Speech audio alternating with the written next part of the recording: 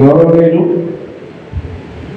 పూర్వ శాసనసభ్యులు ఈ నియోజకవర్గ బీఆర్ఎస్ పార్టీ ఇన్ఛార్జ్ సోదరులు శ్రీ హర్షవర్ధన్ రెడ్డి గారు, గౌరవనీయులు మన పార్టీ నాగర్ కర్నూలు పార్లమెంటరీ నియోజకవర్గ అభ్యర్థి పెద్దలు డాక్టర్ ఆర్ఎస్ ప్రవీణ్ కుమార్ గారు, యువ మిత్రులు అభిలాష్ గారు, వేదిక మీద ఉన్నటువంటి సోమేశ్వర గారు, రఘువర్ధన్ గారు, శ్రీధర్ చంద్రశేఖర్ నాయక్, చాలామంది వేదిక మీద ఉన్నటువంటి వాళ్ళందరికీ పేరు పేరున, మీ అందరికీ పేరు పేరున మీడియా మిత్రులకు అందరికీ నా నమస్కారాలు.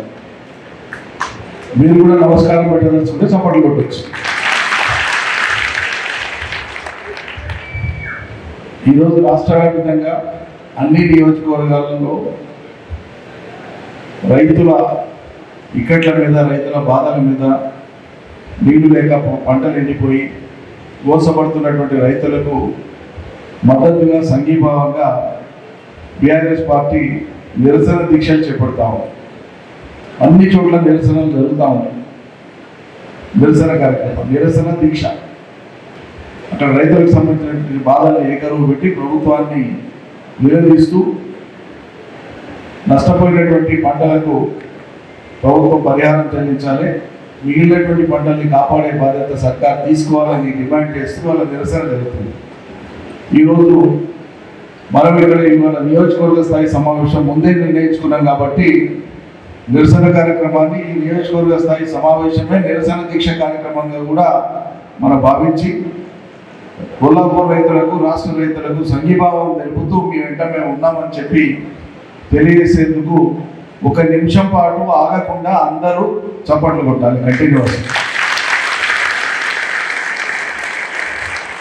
గట్టి కొట్టాలి, అందరూ కొట్టాలి. ఒక్కరు కూడా ఖాళీ ఉండొద్దు, చేతులు కానీ ఇంకా ఖాళీ ఉన్నాడు, సిగ్గుపడుతున్నావు చప్పట్లు కొట్టడానికి. బో తినవా ఇప్పుడు? ఆకలి అయిపోయింది కదా, రైతులకు సపోర్ట్ చేస్తే బో ఇట్లకెళ్ళి వస్తాడు. గట్టి కొట్టాలి. 30 సెకండ్లే అయింది.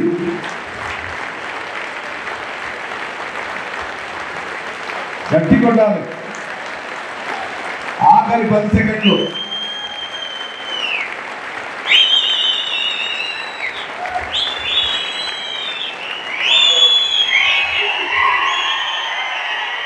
జై తెలంగాణ, జై తెలంగాణ. ధన్యవాదాలు. ఇది మనం చూపాల్సినటువంటి స్ఫూర్తి, సంఘీభావం. రైతు లేకపోతే లోకమే లేదు.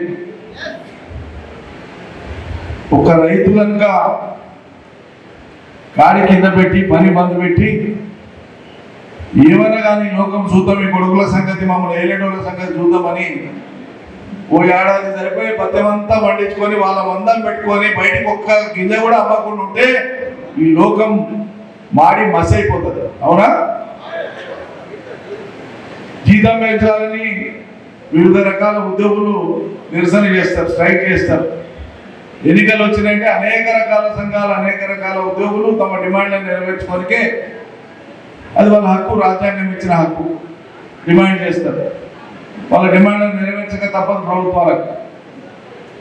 కానీ ఈ దేశంలో దురదృష్టవశాత్తు ఒక రైతు అనేటువంటి వాడి డిమాండే వాడు నెరవేర్చుకుందామంటే రైతు ఏ రకంగా నిరసన చేయాలో తెలియనటువంటి దుస్థితి.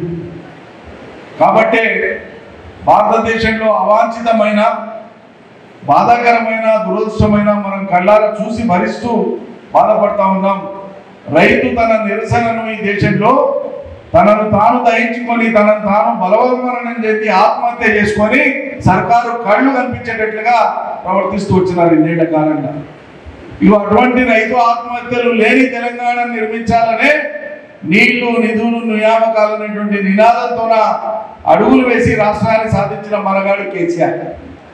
ఇలా లేచినోడు లేవనోడు కేసీఆర్ ఉమ్మిస్తే నాకినటువంటి విధవలు కూడా ఇలా కేసీఆర్ మీద మాట్లాడుతున్నారు. కేసీఆర్ ఉమ్మిని నాకినటువంటి విధవలు ఇలా మాట్లాడుతున్నారు. వాళ్ళ కొడుకుల కంటే చిన్న వయసున్న ముఖ్యమంత్రి ముందర పోయి చేతులు కట్టుకొని గులాంగిరి చేస్తున్నారు. కేసీఆర్ దగ్గర మా ఆత్మాభిమానం దెబ్బతిన్నారన్నారు కదా, దెబ్బతింటలే. చేతులు కట్టుకొని నిలబడితే సిగ్గనిపిస్తలేదు కొద్దిగా.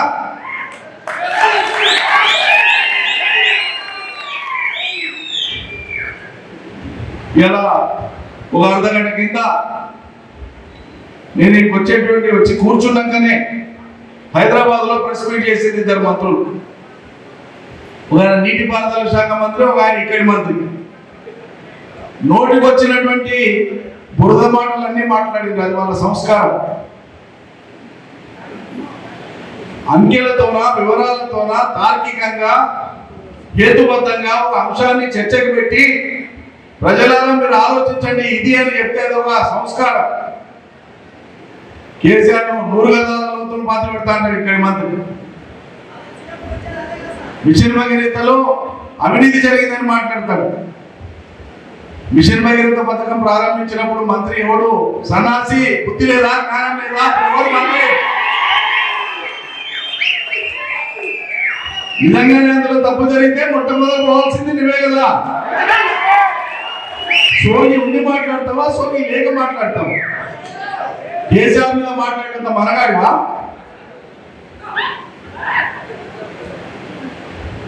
కేసీఆర్ ఇచ్చిన పదవి తీసుకొని కేసీఆర్ ను మించిన మనగాడి ఈ లోకంలో లేడని పొగిడింది నువ్వే.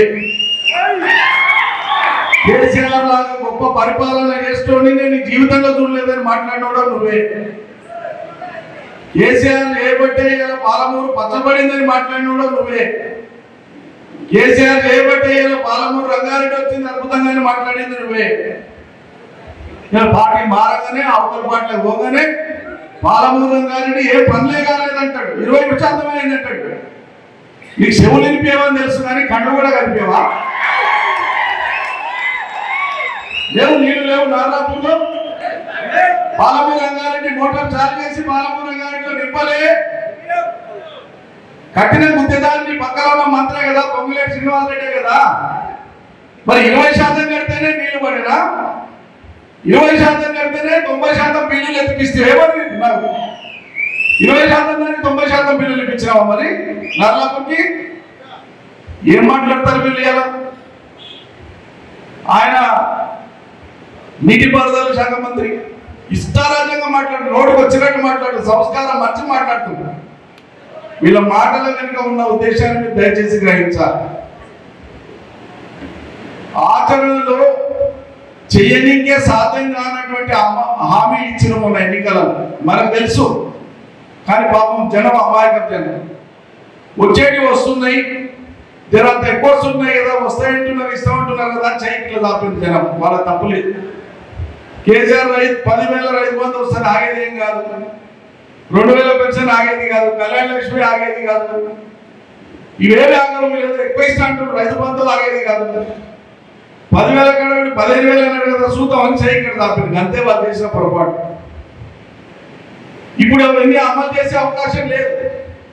లేనప్పుడు ఏం చేయాలి? చర్చ అంతా పక్కదారి పట్టియాలి. కేసీఆర్ తిట్టుకుంటా, దినామో మాట మీద తిట్టుకుంటా చర్చ అంతా పక్కకు పట్టియాలి. 200 పైచీలకు మంది రైతులు కాంగ్రెస్ ప్రభుత్వం ఏర్పడినాక ఈ 4 నెలల్లో చచ్చిపోయారు. చచ్చిపోయినటువంటి వాళ్ళ యొక్క వివరాలన్నీ జత చేసి ప్రభుత్వానికి పంపించినాం. మనం ఆదుకోండి కుటుంబాలని. మీరు తప్పు చెప్తున్నారు, వివరాలు పంపండి, మేము 24 గంటల్లో అవన్నీ చేస్తామని ముఖ్యమంత్రి మాట్లాడి ఇంత పొడుగు మాట్లాడతాడు ఆయన. మరి పంపించిన వివరాలు ఏమైంది? ఏం చేయలే. నీళ్లు లేవు.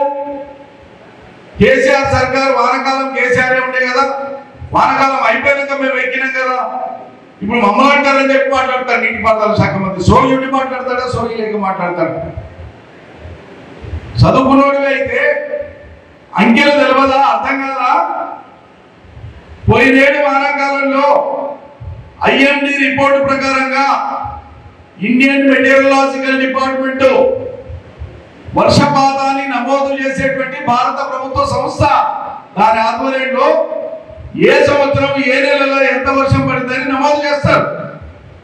దాని ప్రకారంగా సగటు వర్షపాతం కంటే 14% ఎక్కువ పడ్డది అని చెప్పి IMD రిపోర్ట్ చెప్తే, నీళ్లను మేనేజ్ చేసే యుగురం లేక తెలివి లేక రైతుల పంటను ఎండబెట్టేటువంటి సన్నాసులు చాతగానులు మీరు.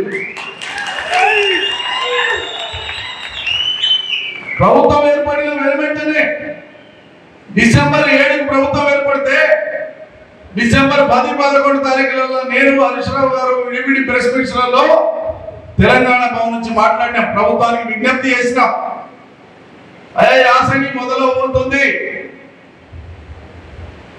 గోదావరి బేసిన్ లో నీళ్లు పుష్కలంగా ఉన్నాయి, అన్ని రిజర్వాయర్లలో ఉన్నాయి, ప్రాణహిత నుంచి వచ్చేటువంటి వరద ఆ రోజుకు 8,000, 10,000, 15,000 క్యూసెక్లు వస్తా ఉండే, ఇవాళ కూడా 5,000 క్యూసెక్లు వస్తా ఉంది.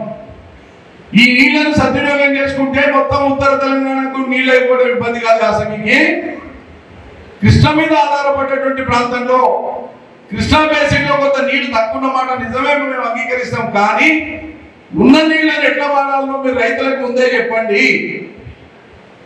ఎంత పంట వేయాలో చెప్పండి, ఏం పంట వేయాలో చెప్పండి, రైతాంగానికి హామీ ఇవ్వండి అని చెప్పినా ఎవరు పట్టించుకోలేదు. వాళ్ళ చెవులకు కూడా ఎక్కలే. ఇవాళ ఏం మాట్లాడతారు, వానకాలం పోయినాక మా సర్కారు వచ్చింది, మా సర్కారు వచ్చి 4 నెలల మేము నీళ్ళు ఎట్లకెళ్ళి తెచ్చేయాలి అంటారు. తెలివి ఉంటే ఏమన్నా చేయొచ్చు. నార్లాపూర్ రిజర్వాయర్లో 2.5 టీఎంసీలను నింపినాం. మరి ఏ ప్రాజెక్టు కట్టినా మొదటి సంవత్సరం మొత్తం నింపరు, నింపే ప్రోటోకాల్స్ ఉంటాయి. దానికి విధానం ఇంజనీరింగ్ ప్రోటోకాల్స్ అంటారు. దాని కెపాసిటీలో 3వ వంతు నింపుతారు. 3వ వంతు నింపినాం. మనం 3వ వంతు నీళ్లు ఉన్నాయి. ఇలా ఉన్నటువంటి నీళ్లను నార్లాపూర్కు ఎల్లూరుకు నడవ చిన్న ఒడ్డే, నార్లాపూర్లో మోటార్ పెట్టి ఎల్లూరులోకి పోసేస్తే జొన్నలపేటకు పోతాయి, గుడిపల్లికి పోతాయి, ఎండేటువంటి పంటలన్నీ కూడా పండి తీరుతాయి అని చెప్తే దీని మీద సోగిలేదు. కళ్ళు కనిపించవా? ఎక్కడ పోయింది తెలివి? ఇలా మంచినీటికి సంబంధించి జూరాలలో కానీ ఎల్లూరు నార్లాపూర్ కానీ ఉమ్మడి జిల్లాకు అవసరమైనటువంటి మంచినీటి సరఫరాకు డెడ్ స్టోరేజ్ కావాల్సినటువంటి నీళ్లు మంచినీటికి ఉన్నాయి. మరి మీకు ఎందుకు నిర్వహించడానికి సాధనలేదు? మేము ప్రభుత్వం చేసిన కాలంలో బిందెలు పట్టుకొని ఒక మహిళ బయటికి పోయిందా ఎక్కడైనా? ఒక ఊర్లో ట్యాంకర్లు పెట్టి నీళ్లు కొట్టినరా? ట్యాంకర్లు బంధు, జనరేటర్లు బంధు, బిందెలు బంధు, బ్రహ్మాండంగా ఇళ్ల కాడ నల్లాలతో ప్రజలు అలవాటు పడిపోయింది. మరి అవి రాగానే కట్క బంద్ చేసినట్టు నీళ్లు బంద్ అవుతాయి, కట్క బంద్ చేసినట్టు కరెంటు బంద్ అవుతుంది, కట్క బంద్ చేసినట్టు రైతు బంధు బంద్ అవుతుంది. అరే ఏమైనా రైతు బంధు ఇంకా ఇస్తలేని రైతులు అడిగితే ఏకంగా ఒక మంత్రికి ఎంత గర్వం అంటే చెప్పుతో కొడతాం అడిగితే అన్నమాట. ఇంత అహంకారమా? పరిపాలన చేసే వాళ్ళకు ఉండేటువంటి సంస్కారం ఇది. అంకెలు లెక్కలతో మాట్లాడండి. ఎవరైనా మాట్లాడితే సిగ్గు ఎక్కువ లేకుండా బూతులకు లంఘించుకొని కేసీఆర్ ఎక్కువ తిడితే రేవంత్ రెడ్డి ఎక్కువ మెచ్చుకుంటాడేమో అనుకుంటున్నారు. రేపు రేవంత్ రెడ్డికే దిక్కుండదు. కాసుకొని కూర్చోండి మీరు. ప్రజలలో ఒకసారి ఆగ్రహం వచ్చినాక 24 గంటల్లోనే ఓడగొట్టింది దేశంలో ప్రజలు. ఎన్టీ రామారావును ఓడగొట్టిండ్రు, కేసీఆర్ ప్రభుత్వాన్ని కూడా ఓడగొట్టిండ్రు. మేము పై దగ్గర పెట్టుకొని మాట్లాడతాం, పై దగ్గర పెట్టుకొని ప్రజల ఆలోచనకు అనుగుణంగా పోతాం తప్పిస్తే అధికారం రాగానే లేచి ఎగురులాడాలి. అధికారం వస్తే ఎవరైనా ఏం చేయాలి?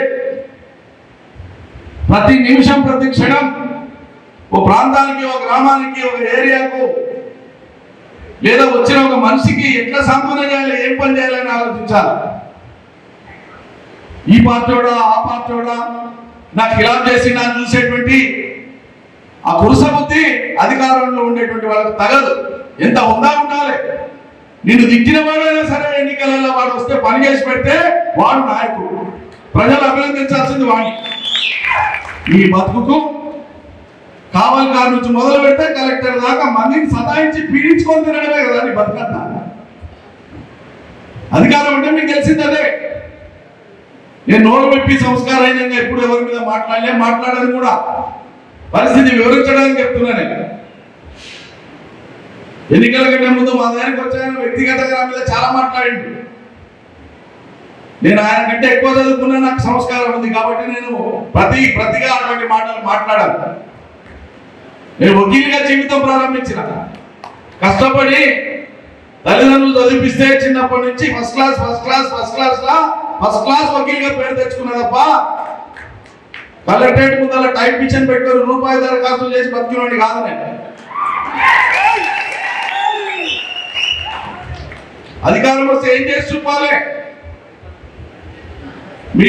మీరు మంత్రిగా ఉన్న రోజులో మీ దగ్గర నార్లాపూర్ కడితే నేను మంత్రిగా లేను, ఎమ్మెల్యేని లేనా, ఎలా కేవలం ప్లానింగ్ బోర్డు వైస్ చైర్మన్ ఉన్న నామినేటెడ్ పోస్ట్ లో ఉన్నా.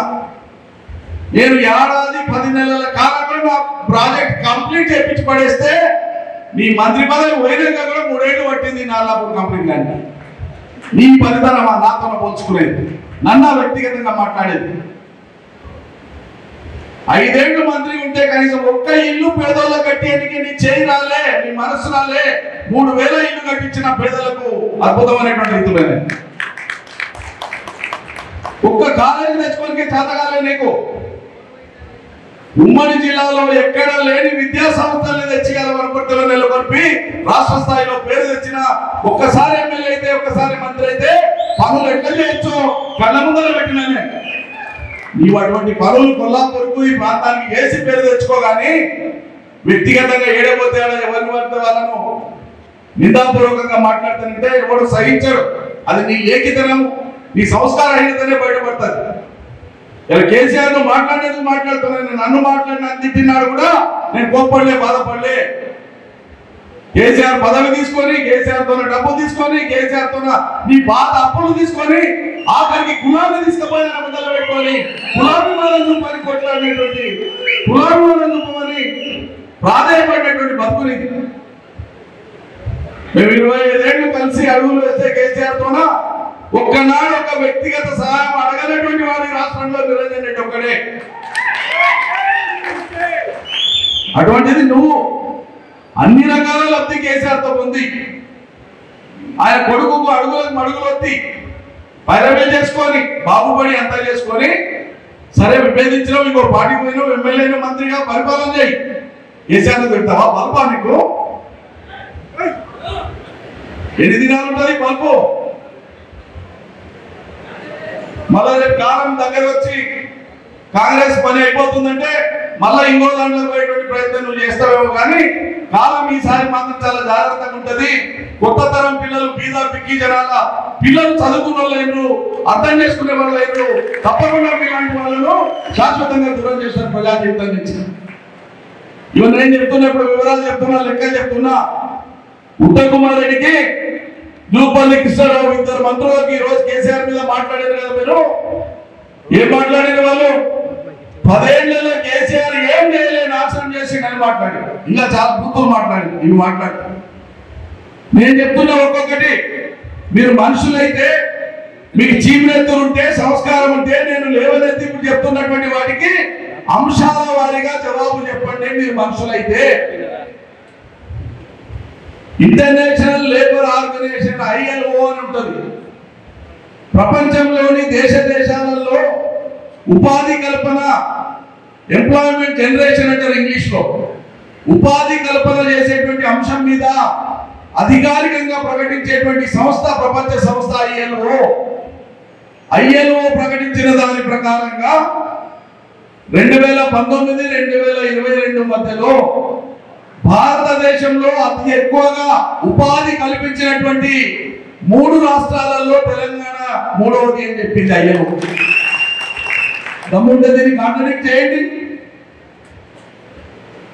తెలంగాణ రాష్ట్రం భారతదేశంలో మొత్తం తెలంగాణ సంపదను దృష్టిలో పెట్టుకొని ఆలోచించినప్పుడు, ఇక్కడ ఉండే కోటీశ్వరుడు, ఇక్కడ ఉండే పేదవాడు అందరి సంపదను దృష్టిలో పెట్టుకొని ఆలోచించినప్పుడు వాళ్ళ ఆదాయాలను బట్టి లెక్కేస్తే దాన్ని పర్ క్యాపిటా ఇన్కమ్ అంటారు. తలసరి ఆదాయం, ఈ రాష్ట్రంలో ఉండే మొత్తం జనాభా తలసరి ఆదాయాన్ని లెక్కేస్తే మనం భారతదేశంలో నంబర్ 1 ఉన్న 3,09,000 రూపాయలతోన పర్ క్యాపిటల్లో భారతదేశంలో నంబర్ 1 ఉంది తెలంగాణ. కాదంటారా?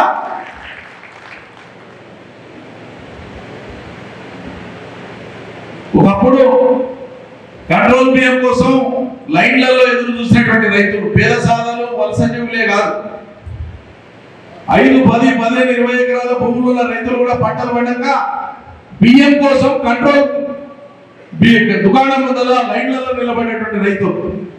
అటువంటి స్థితి నుంచి తెలంగాణలో మనం పండించినటువంటి వరి పంట ఒక ఏడాది 2 పంటలు కలిపి 3 కోట్ల మెట్రిక్ టన్నుల ధాన్యాన్ని పండించింది తెలంగాణ. ఇది నిజం కదా?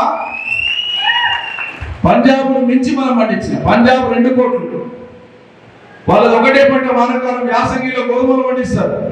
మన వానాకాలం యాసంగి కలిపి తెలంగాణలో పండినటువంటి పంట ఆప్టిమం 3 కోట్ల మెట్రిక్ టన్నులు. అంటే భారతదేశానికి బువ్వ పెట్టేటువంటి స్థితికి కంట్రోల్ బియ్యం తిన్నటువంటి నా తెలంగాణ రైతులు పంటలు పండించి జాతికి మకులాయమానంగా నిలబడ్డారు. ఇది గొప్పతనం కాదా?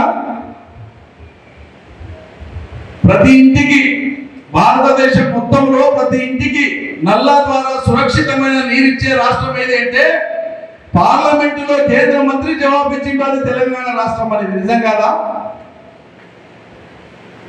ప్రతి జిల్లాకు మెడికల్ కళాశాల పెట్టినాం. ఇలా పేదల పిల్లలకు వైద్య విద్యను అందుబాటులోకి తెచ్చినాం. ఇది నిజం కాదా? ట్యాక్సులు, జిఎస్టీ అంటాం, గూడ్స్ అండ్ సర్వీస్ ట్యాక్స్, అన్ని రకాల పన్నులను ఒక గొడుగు కిందికి తీసుకొని వచ్చింది ఇప్పుడు దేశంలో జిఎస్టీ చట్టం తెచ్చినాక. ఈ జిఎస్టీ పెరుగుదలలో 18% పెరుగుదలతో భారతదేశంలో నంబర్ 2 స్థానంలో ఉంది తెలంగాణ. 24 గంటల ఉచిత కరెంటు వ్యవసాయానికి, 24 గంటల కరెంటు గృహ అవసరాలకు, పరిశ్రమలకు అందిస్తున్న ఏకైక రాష్ట్రం తెలంగాణ. తెలంగాణ వచ్చినాక 1,60,063 ఉద్యోగాలను ఇచ్చి మరో 30,000 ఉద్యోగాల ప్రక్రియను పూర్తి చేసి 2 లక్షల పైచిలకు ఉద్యోగాలకు శ్రీకారం చుట్టి ఇచ్చింది మనం. మనం ఎన్నికల కంటే ముందు, కోడ్ వచ్చే కంటే ముందు ఈ 30,000 ఉద్యోగాలు మొత్తం భర్తీకి సంబంధించిన ప్రక్రియ అంతా కంప్లీట్ చేసినాం. కానిస్టేబుల్స్ కానీ, మెడికల్ అండ్ హెల్త్ డిపార్ట్మెంట్ లో ఉండే నర్సులు కానీ, హెల్త్ వర్కర్స్ కానీ, వాళ్ళకి నియామక పత్రాలు ఇచ్చేటువంటి టైం దగ్గర పడంగానే కోడ్ వచ్చింది. కోడ్ వస్తుంటే మనం ఇవ్వలేకపోయారు. కొత్త ప్రభుత్వం వచ్చినాక మనం ఇచ్చిన ఉద్యోగాలు వాళ్ళు కాగితాలు వాళ్ళు చేతించారు. అయ్యా నీకు నౌకరు వచ్చిందని సంతోషం. కానీ దానికి ఏం చేసాడు ముఖ్యమంత్రి, మంత్రులు వాళ్ళే కొత్తగా ఉద్యోగాలు కల్పించి ఇచ్చినట్లు ప్రజలను భ్రమింపజేయడానికి 30,000 ఉద్యోగాలు ఇచ్చింది సార్. 30,000 లేవు కాదు, మేంకంటే ఆ బిడ్డలు నా బిడ్డ అంటే అంటారు సార్. ఉండాలి కదా కొంచెమన్నా. అట్లా ఈరోజు ఇన్ని రకాల విజయాలను తెలంగాణ ప్రభుత్వం కేసీఆర్ సారథ్యాన సాధించింది. ఇది నిజం. ఇవి అంగీకరిస్తూ ఇంకా ఇది చేసేది ఉంటే, ఇంకా ఇది చేసేది మాట్లాడితే అర్థముంది. ఏం చేయలేదని మాట్లాడలేదు. ఆ నోరా శరీరంలోని ఇంకో భాగం ఎట్లా అనుకోవాలి? దేనికెళ్ళి మాట్లాడుతున్నాడు? ఏం జరగలేదండి. ప్రజలు ఏమనుకుంటారు?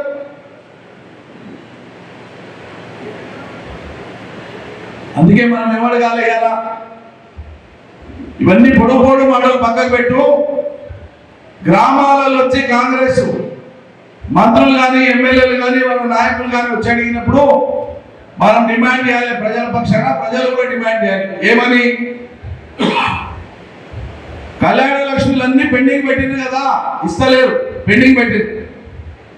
అప్రూవ్ అయ్యి పెండింగ్ అయిన పెళ్లిళ్ళు కాకుండా మన పిల్లలు పెళ్లిళ్ళు ఆగిపోతున్నాయా? అయిన వాళ్ళకి అయినట్టు ఇవ్వాలి కదా.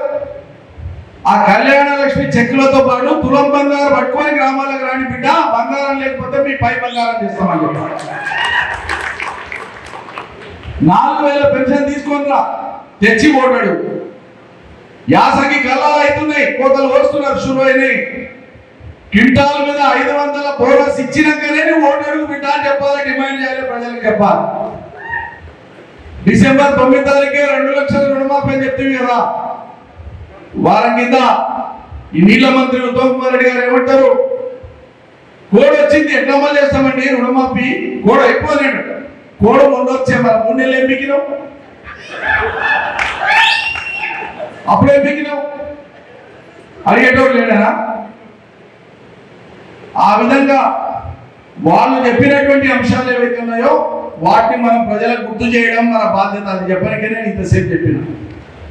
అసెంబ్లీ ఎన్నికలప్పుడు మనం ఎక్కువ మాట్లాడలే. కడవలు వేసుకొని పొద్దుముక్కలు పోయి ప్రజలు నమస్తే అనుకుంటారు, ఎంత మనకే బాగుంది అనుకుంటా పోయిన. వాళ్ళేమో లేని అబద్ధాలని చెప్పి ఇంటింటి కాడ తిరిగి వాళ్ళ పిల్లగాన్ని పట్టుకొని, అమ్మ నీ కొడుకే చదివి 10 చదివి బిడ్డ 12 ఇగో నౌకరు రాదు, కేసీఆర్ లేకపోతే నౌకరు వస్తుంది. వాళ్ళు పాపం అమ్మాయి ఎన్ని రకాల అబద్ధాలు అంటే అన్ని రకాల అబద్ధాలు చెప్పింది. ఇప్పుడు మనం చేయాల్సింది వాళ్ళు చెప్పిన అబద్ధపు మాటలను మనం నిజంగా ప్రచారం చేయాలి. అయ్యా వీళ్ళు మాట చెప్పిండు నిజమా కాదా? ఇప్పుడు కన్నా మళ్ళా పొరపాటుగా మనం ఓటేస్తే, కాంగ్రెస్కి ఇప్పుడు కన్నా పొరపాటుగా ఓటేస్తే ఏందన్నట్లు అర్థం? అంటే నువ్వు చెప్పిన రైతు బంధు ఇవ్వకపోయినా, నువ్వు చెప్పిన 4000 పెన్షన్ ఇవ్వకపోయినా, నువ్వు చెప్పిన తులం బంగారం ఇవ్వకపోయినా, మా బట్టలు ఎండిపోయినా ఇక నీకే ఓటేస్తున్నావు అంటే రేపు వాళ్ళు ఏమంటారు? ఇవేమి లేవు, ప్రజలు ఇవేమి అడగలే, ఇవేమి లేకున్నా మా పాలన చాలా గొప్ప మంది అన్నారు అంటారు, మాట్లాడతారు, తెల్లారంగా మాట్లాడతారు. మా బాధ్యత కాదు చూడు, చెప్తున్నాం, అప్రమత్తం చేస్తున్నాం, మీ బాధ్యత అని చెప్పి ప్రజలకు గుర్తు చేసే బాధ్యత మన మీద ఉంది. అది మనకు చెప్పాలి, అది మన బాధ్యత. ఇలా వాళ్ళు చాలా రిలాక్స్గా ఉన్నారు. కాంగ్రెస్ ఎప్పుడట్లే ఉండదు, అధికారం వచ్చే వరకు 190 అబద్ధాలు అంటారు, వచ్చినాక ఇక మమ్మల్ని ఎవరేం చేసేది 5 ఏళ్ళు వేపికలు అన్నట్టు ఉంటారు. అందుకే రైతులు దిక్కు అవస్థలు పడుతుంటే ప్రారంభంలో అట్లా చెప్పినట్లు మనకేమో రైతుల బాధ మన కళ్ళ ముందు, అరే పంటలు ఎండిపోబట్టే రైతులతో బాగా బతుకుతుంది, ఒక దశకు వచ్చింది, మళ్ళీ మీరు పూర్వ స్థితికి పోతారేమని ఆందోళనతో మనం పంట పొలాలు పోవడం చూసుడు ఇది మనం పెడుతుంటే మంచిగా హ్యాపీగా పోయి ఉప్పల్ స్టేడియంలో సతీ సమేతంగా పోయి IPL క్రికెట్ మ్యాచ్లు చూస్తున్నారు అయ్యగారు. చూడండి బిడ్డ, చూడండి క్రికెట్ మ్యాచ్ చూడండి. ఈ పార్లమెంట్ ఎన్నికల తర్వాత రాబోయే రోజుల్లో మీకు బ్రహ్మాండమైనటువంటి మ్యాచ్ ఈ తెలంగాణ ప్రజలు చూపిస్తారు, ఖాయం జరుగుతుంది, రాసి పెట్టుకోండి. రైతుల ఉసురు దాకినోడు, రైతుల శాపం దాకినోడు ఎవడు బాగుపడాడు, మీరు రాసి పెట్టుకోండి అని చెప్తున్నా. మమ్మల్ని రైతులు ఓడించలే, మమ్మల్ని ప్రభుత్వ ఉద్యోగులు, నిరుద్యోగ యువకులు కొన్ని అపోహలకు కూడా ఓడించి రైతాంగ ప్రజలు పీదపికి జనమానులు ఓడియలే. పని కట్టుకొని అబద్ధాలు ప్రచారం చేసినటువంటి కొన్ని సెక్షన్స్ వాళ్ళ ప్రేమకు మేము పొందలేకపోయినాం కాబట్టి ఓడిపోయినాం తప్పిస్తే రైతులు ఓడించారు. కాబట్టి రేపు రాబోయే రోజుల్లో ఖచ్చితంగా రైతుల శాపం కాంగ్రెస్ పార్టీకి తగ్గుతుందని చెప్పి నేను చెప్తున్నా. రైతుల మాజీ మంత్రిగా ఒక రైతుగా నేను చెప్తున్నా, తప్పకుండా జరుగుతుంది. ఇలా వాళ్ళు ఈరోజు వాళ్ళ జాతర సభ ఏదో పెట్టుకున్నారు, మేనిఫెస్టో విడుదల చేశారన్న, దేశం మొత్తానికి సరిపోయింది. పెద్ద జోక్ ఏంటంటే అందులో వాళ్ళు పెట్టిన అంశాలలో చాలా ఉన్నాయి, అవన్నీ మళ్ళీ రేపు మేము మాట్లాడతాం. ఇలా మీకు ఒకటే చెప్తాం, పార్టీ మారినటువంటి వాళ్ళ విషయంలో యాంటీ డిఫెక్షన్ లా అని ఒకటి ఉంది, దానికి మేము ఇంకా పదును పెడతాం, పెట్టి అట్లా మారినటువంటి వాళ్ళని తక్షణమే వాళ్ళ పదవులు రద్దు చేస్తాం అని ఆ రకంగా మార్పు తెస్తున్నాం మేము చట్టంలో రేపు గెలిచినాక అని చెప్పి రాశారు. నిన్నగాక మొన్న దానం నాగేందర్ను, నిన్నగాక మొన్న కడియం సేవ్ని మీ పార్టీలోకి తీసుకున్నారు కదా, సిగ్గు శరం ఉంటే ముందు ఆ 2 పదవులు రద్దు చేయండి. మీరు పెట్టే మేనిఫెస్టో చిత్తశుద్ధితో ఉన్నది అయితే నేను చెప్తాను, నువ్వు చెప్పిన మాట గుర్తు చేస్తున్నావు, నువ్వు చెప్పిన మాట నేను గుర్తు చేస్తున్నావు. కాబట్టి మీ అందరితో నా విజ్ఞప్తి ఒకటే, కొద్ది మనసు మీద తీసుకొని జిద్దుగా తీసుకుంటే మీరు అవతలలో ముఖం నల్లగా చేయడం ఖాయం. మీకు ఆ శక్తి ఉంది. మొన్న ఎందుకో కొంచెం డిలే ఉన్నారు, చూద్దాంలే ఇది ఒకసారి ఎట్లన్నా కానీ అన్నట్లు ఉన్నారు. ఏదైతే ఇట్లా రాజుగారి పాలనలాగా అనుకున్నారు అక్కడ, ఈసారి అట్లా అనుకోకండి. ప్రతి మనిషి జిద్దుగా తీసుకోండి. గ్రామాలలో ఉన్న మిగతా నాయకులు కార్యకర్తలను ఉద్యుక్తులు చేయండి. ఈ 40-45 రోజులు మీరు కష్టపడితే మొదటిసారి నాగర్ కర్నూలు పార్లమెంట్ నుంచి దేశ రాజధానిలో పార్లమెంటులో ఒక ఆణిముత్యం లాంటి ఒక గొప్ప మేధావి చిత్తశుద్ధి ఉన్నటువంటి డాక్టర్ RS ప్రవీణ్ కుమార్ గారు రేపు మన నాగర్ కర్నూలు ప్రజలకు ప్రాతినిధ్యం వహించడమే కాదు, పార్లమెంటులోనే అరే క్యా బాత్ హై తెలంగాణ అంట, అడిషనల్ డీజీగా రిటైర్ అయినంట, IPS ఆఫీసర్ అంట, ప్రవీణ్ కుమార్ మాట్లాడే మాటలతోన పార్లమెంటే విస్తుపోయే పరిస్థితి ఉంటుంది. ఆ గౌరవం మనం దక్కించుకుందాం, నాగర్ కర్నూలు గౌరవాన్ని దక్కిద్దాం. వాళ్ళిద్దరిని గెలిపిస్తే ఏమవుతుంది, వాళ్ళిద్దరు ఎవరో గెలిస్తే ఏమవుతుంది? ఓ పిల్లాడేమో నానాసాడు బిడ్డ, మొన్ననే మనమే ఎంపీ చేస్తుంది, తండ్రిని ఎంపీ చేయగానే ఏలు పట్టుకున్నటువంటి పిల్లలు నా కొడుకుని జర చేయండి అంటే చేయగానే మళ్ళీ పై సీట్ కావాలంటారు. ఇంకొకైనా 2 సార్లు చేసే ఎంపీగా చెప్పుకోనికి ఒక్క పని లేదు. మనం ఎంత అమాయకులం అంటే ఎక్కడో బయట జిల్లాలో వస్తే గెలిపించి పంపిస్తాం. నేను నా బాల్యంలో స్కూల్లో ఉన్నప్పుడు 8, 9 తరగతులు ఉన్నప్పుడు మా ఇంటి గోడ మీద జాతుతో రాసింది భీష్మదేవుకే మన ఓటు. ఈ భీష్మదేవు అని మన ఆయన అడిగిన, మన ఆయన రైతు రాజకీయ నాయకుడుగా, ఎవరో ఎక్కడో బయట ఆయన అన్నాడు, అంతే అదొక మాట. ఇక తర్వాత భీష్మదేవు తర్వాత తులసిరామ్ అని ఆయన వచ్చింది, ఆయన 2 సార్లు వెళ్ళిండు. ఆయన తర్వాత మల్లు అనంతరాములు వచ్చిండు, ఆయన తర్వాత వాళ్ళ తమ్ముడు వచ్చిండు. మధ్యలో విరామం తీసుకున్నాడు ఆయన కొంచెం అటు, మళ్ళీ ఇప్పుడు మళ్ళీ తెర మీదకి వచ్చింది. అరే పాలమూరులము మా తరఫున మాట్లాడేటోళ్ళు లేకనే మేము వెనుకబడ్డామంటే ఇప్పుడు కూడా మీరే మొదలవుతారా? నాకు అర్థం కాదు. మా ఊరికి పెట్టుకోవద్దా? దయచేసి బీద బిక్కి సామాన్య జనానికి, రైతులకు, నిరుద్యోగ యువకులకు ఈ 40 రోజులు జర పని కట్టుకొని పని చేయండి.